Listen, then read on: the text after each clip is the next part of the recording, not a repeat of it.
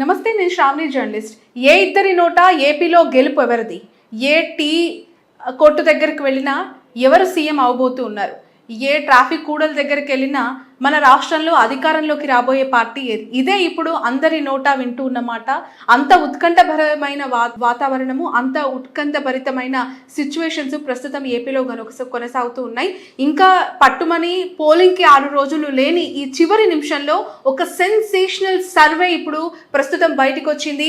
తెలంగాణలో కాంగ్రెస్ పార్టీ అధికారంలోకి వస్తుందని కట్టబద్ధంగా చెప్పిన వ్యక్తి, తెలంగాణలో కాంగ్రెస్ పార్టీ ఎన్ని సీట్లు గెలుచుకుంటుంది అని చెప్పి నిక్కచ్చిగా చెప్పిన వ్యక్తి పార్థా దాస్. ఎస్, మీరు వింటూ ఉన్నది నిజమే.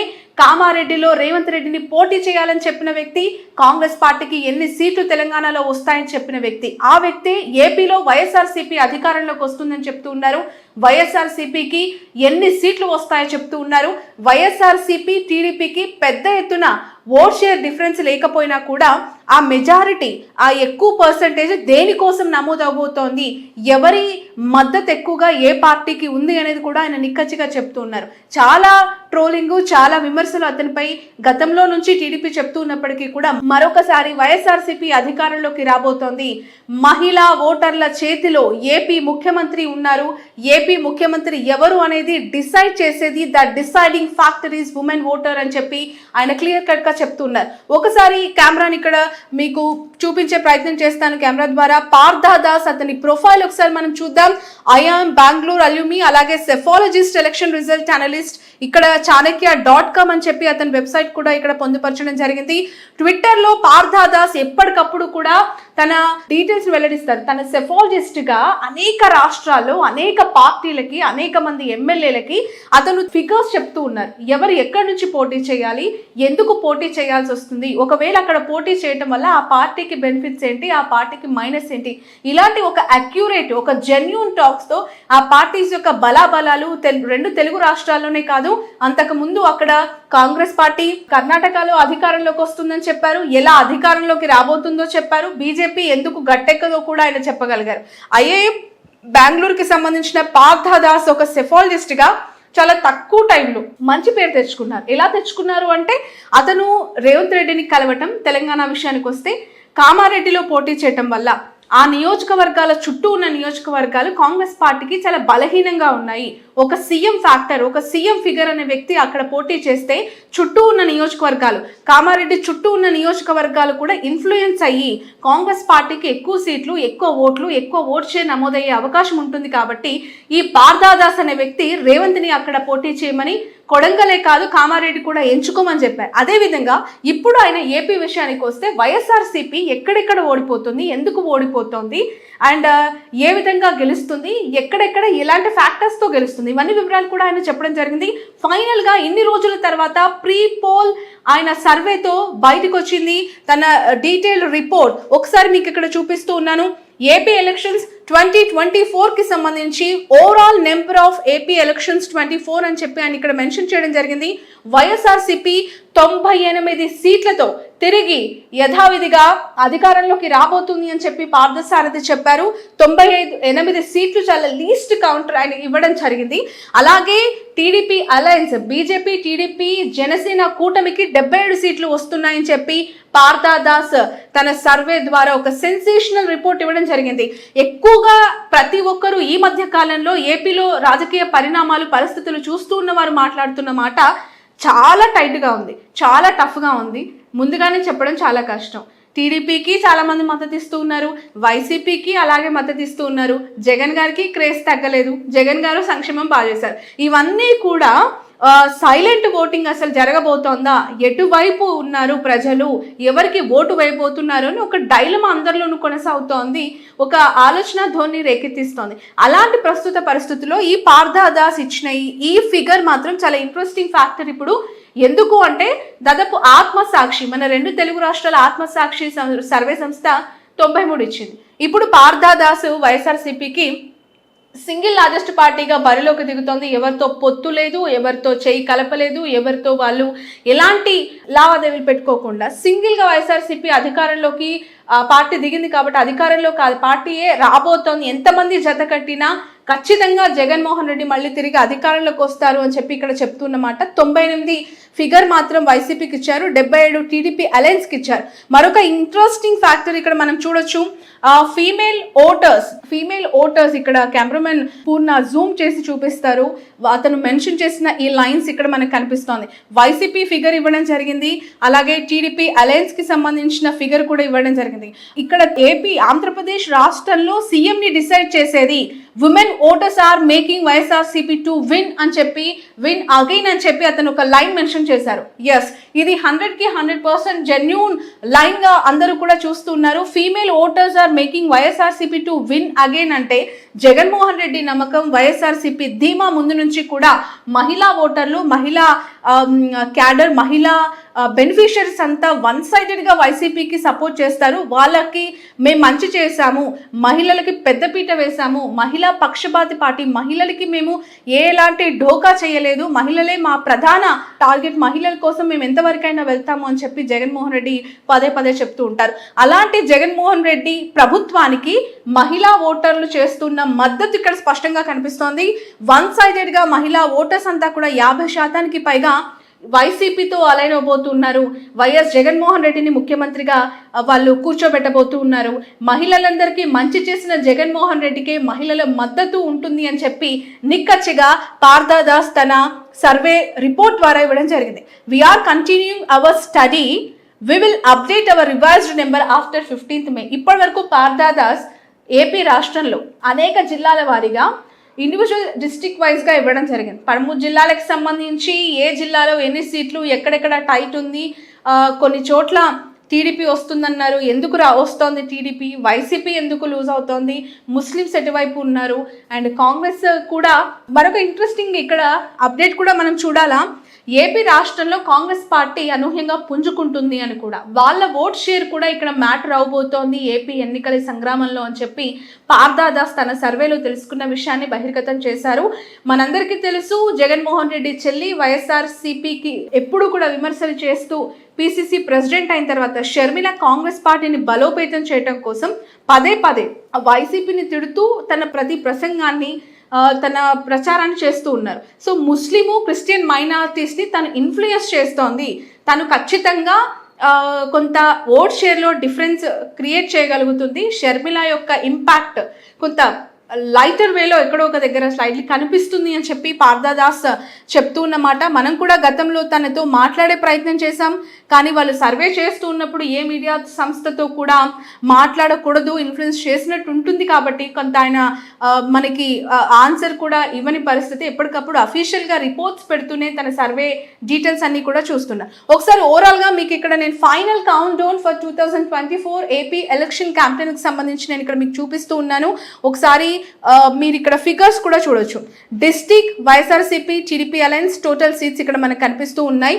విజయనగరంకి సంబంధించి 6 నుంచి 7 సీట్లు వైసీపీ చేజిక్కించుకోబోతోంది. విజయనగరం జిల్లాకి సంబంధించి లీస్ట్ 6, ఎక్కువగా 7 సీట్లు వచ్చే అవకాశం ఉంది అని చెప్తూ ఉన్నారు. 2 నుంచి 3 సీట్లు టీడీపీ అలయన్స్ కి, అలాగే ఈ 9 సీట్లలో వీళ్ళు 6 నుంచి 7, వీళ్ళు 2 నుంచి 3, మొత్తం ఉన్నాయి 9 సీట్లుగా విజయనగరం నియోజకవర్గం మనకు కనిపిస్తుంది. ఇక విశాఖపట్నం విషయానికి వద్దాం. 15 సీట్లు అసెంబ్లీ సీట్లు అక్కడ ఉన్నాయి. ఈ 15 సీట్లలో ఎక్కువగా టీడీపీ అలయన్స్ ఫామ్ చేయబోతోంది. ఎక్కువగా టీడీపీ అలయన్స్ అక్కడ majority of the MLA seats ని కైవసం చేసుకోబోతుంది అని చెప్తూ ఉన్నారు.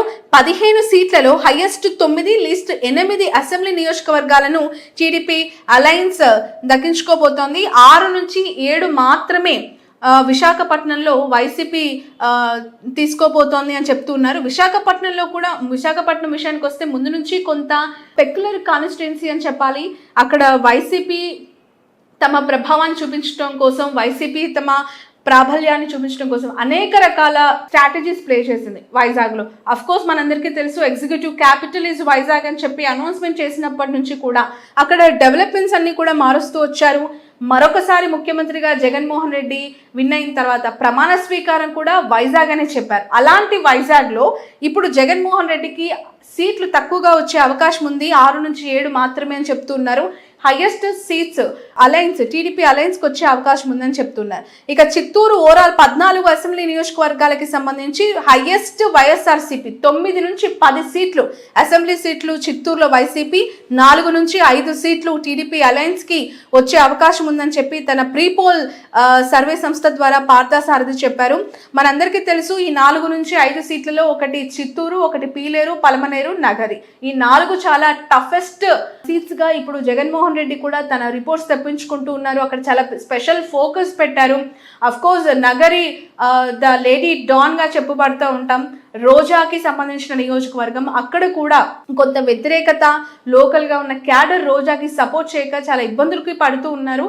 అయినా కూడా పార్టీకి సంబంధించి ఎప్పటికప్పుడు ఆమెకి పుష్ చేస్తూ ఉన్నా కూడా కొంత అక్కడ నియోజకవర్గంపై ఎఫెక్ట్ అయితే పడే అవకాశం ఉంది అని చెప్పి అనేక సర్వే సంస్థలు అందులో భాగంగా పార్థా కూడా ఇచ్చారు. So Chittoor YSRCP going to sweep in 9 to 10 seats అని చెప్పడం జరిగింది.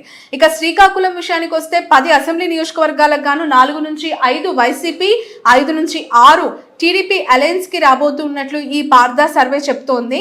సో దీన్ని బట్టి చూస్తూ ఉంటే ఒక జిల్లాలో టీడీపీకి చాలా ఎక్కువ సీట్లు వస్తూ ఉన్నాయి, మరొక జిల్లాలో అలయన్స్కి వైసీపీకి ఎక్కువ సీట్లు వస్తూ ఉన్నాయి. శ్రీకాకుళంకి సంబంధించి శ్రీకాకుళంలో 4 నుంచి 5 సీట్లు వైసీపీకి, 5 నుంచి 6 సీట్లు టీడీపీ అలయన్స్కి వస్తాయని చెప్తూ ఉన్నారు. ఇక అనంతపూర్ విషయానికి వస్తే రాయలసీమకి సంబంధించి టీడీపీ కంచుకోట అనంతపూర్ అని ముందు నుంచి కూడా మాట్లాడుకునే వాళ్ళు.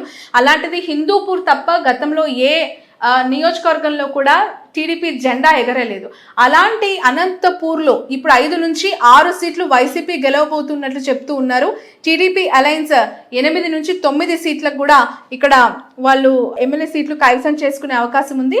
14 నియోజకవర్గాలకు గాను అని కూడా చెప్తూ ఉన్నారు. ఇక వైఎస్ఆర్ కడప జిల్లాలో 10కి 10 వైసీపీ క్లీన్ స్వీప్ చేయబోతోంది.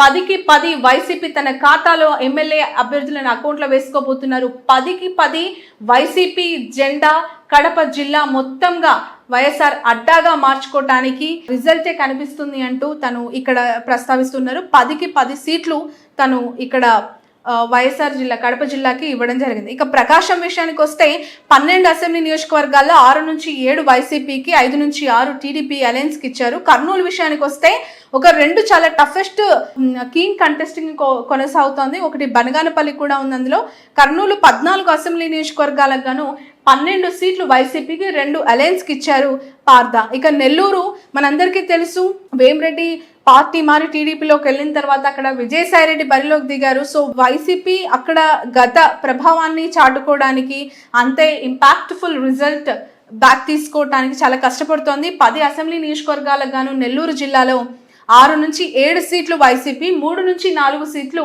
టీడీపీ అలయన్స్కి ఉన్నాయి. ఈ 3 సీట్లు చాలా టఫెస్ట్ సీట్లు. ఒకటి నెల్లూరు రూరల్, ఒకటి నెల్లూరు సిటీ, 3 కొవ్వూరు. ఈ 3 నియోజకవర్గాల్లో టీడీపీ చాలా చాలా బలంగా కనిపిస్తోంది. ఒకటి వైసీపీ మీద వ్యతిరేకత అంటే కాదు, కానీ అక్కడ వైసీపీ అభ్యర్థుల కంటే ప్రత్యర్థులు ఇంకా బలవంతులుగా కనిపిస్తూ ఉన్నారు గ్రౌండ్ రియాలిటీస్లో. ఎస్పెషల్లీ నెల్లూరుకు నేను వెళ్ళాను, అక్కడ లోకల్ పాలిటిక్స్ అన్ని కూడా చూశాను. Nallapureddy Prasanna Kumar Reddy is very senior most leader. Rajasekhara Reddy గారితో ఆయన ప్రయాణం చేసిన నేత, జగన్మోహన్ రెడ్డితో ప్రస్తుతం ఉంటున్న పార్టీ ఎమ్మెల్యే. అలాంటి సీనియర్ మోస్ట్కి ఇప్పుడు అపజయం తప్పు రాబోతోంది, ఆయన పరాజయం కాబోతూ ఉన్నారు అని చెప్పి అనేక సర్వే సంస్థలు చెప్తున్నాయి. కానీ గ్రౌండ్ రియాలిటీలో చాలా టఫ్ సిచ్యువేషన్. ఒకవైపు ఒక వర్గం కొవ్వూరులో ఆయనే వస్తారు అని చెప్తూ ఉంటే, వేమిరెడ్డి ప్రభాకర్ రెడ్డి వైఫ్ ప్రశాంత్కి అవకాశం ఇస్తాము, ప్రశాంత్కి ఓటు వేసి గెలిపిస్తాము అని చెప్పి కొంతమంది అక్కడ ఉన్న వాళ్ళు చెప్తూ ఉన్నారు. ఇక కృష్ణా విషయానికి వద్దాం. 16 అసెంబ్లీ నియోజకవర్గాలు గాను 11 నుంచి 12 నియోజకవర్గాలు కృష్ణా జిల్లాలో వైసీపీ కొట్టబోతోంది. వైసీపీ చాలా పెద్ద ఎత్తున ఇక్కడ అసెంబ్లీ సీట్లపై ఇంపాక్ట్ చూపిస్తోంది. 4 నుంచి 5 సీట్లు మాత్రమే టీడీపీ అలయన్స్కి రాబోతున్నాయి out of 16 in Krishna district.